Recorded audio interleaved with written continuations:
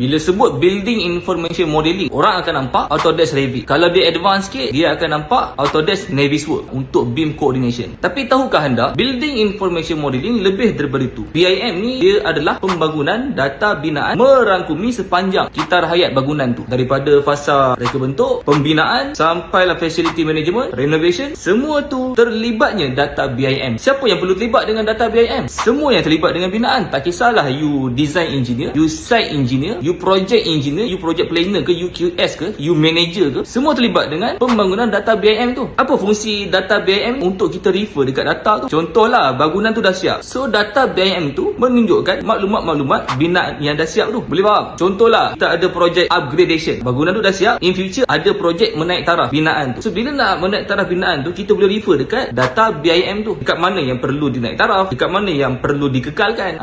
Tu fungsi data BIM. Nak belajar lebih lanjut tentang Building Information Modeling supaya anda faham bagaimana BIM ni boleh membantu anda punya workflow, anda punya kerjaya. Sebab ramai yang salah belajar. Contoh, dia senior engineer, dia pergi belajar software Revit untuk buat review. Sepatutnya you senior engineer, you lead engineer, you lebih pada checking, you check the design, you comment. Lebih sesuai you belajar Autodesk Navisworks, sebab kat situ you boleh comment, boleh measure, boleh markup kan. So nak belajar lebih lanjut tentang asas Building Information Modeling ni, kita ada buat course introduction, pengenalan kepada BIM. Bila anda tengok video tu, anda akan faham apa benda yang sebenarnya sesuai untuk anda pelajari, dan seterusnya anda boleh mengembangkan kerjaya anda dengan skill set Building Information Modeling.